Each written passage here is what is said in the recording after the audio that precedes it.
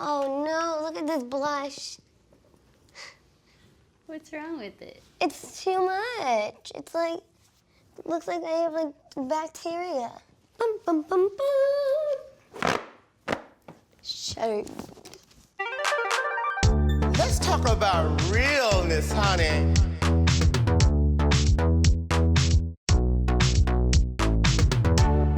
Don't throw me any shade, honey.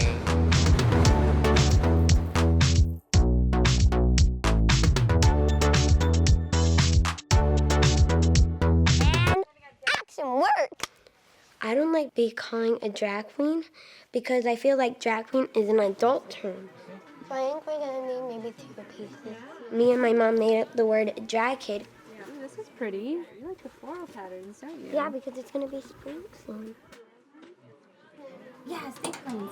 So the first time I saw drag was when I watched the first episode of RuPaul's Drag Race Season 1. How's that? Sure, how's this? Ooh. Oh, God. Careful. I think RuPaul is one of the most amazingest people in the world. Work!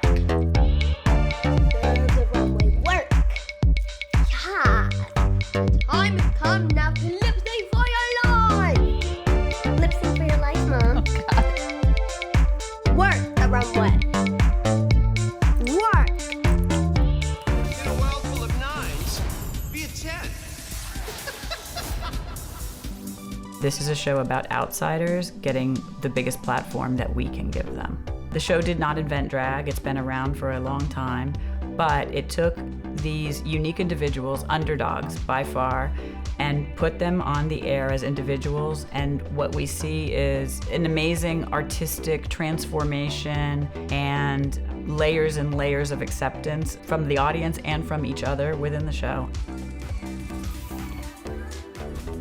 Drag Race has impacted pop culture, and pop culture has impacted Drag Race. 10s across the board.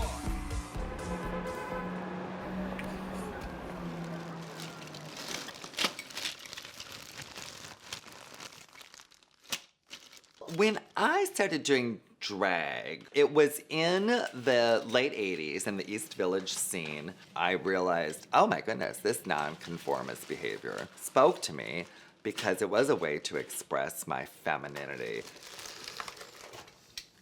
You know, all my life I'd been kind of, teased and, reprimanded for being femmy.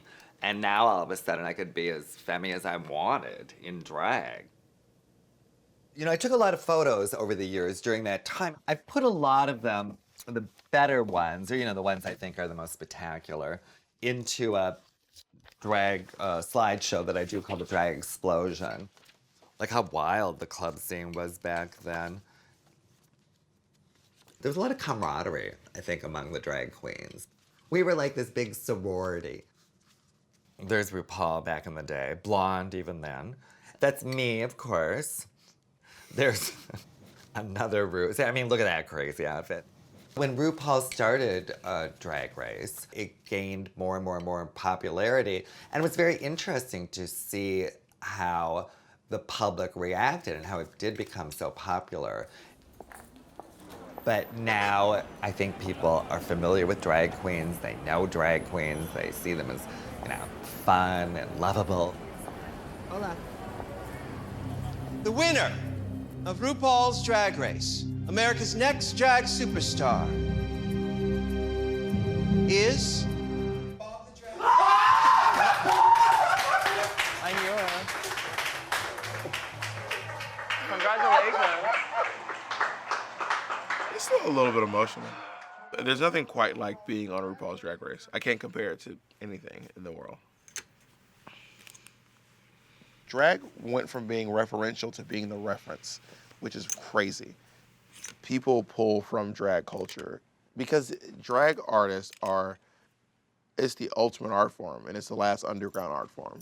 I mean, even clowns have college, you know what I mean?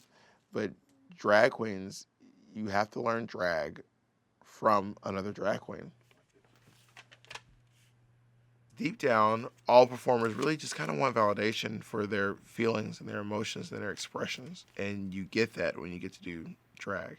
And in drag, you are the creation of your own mind.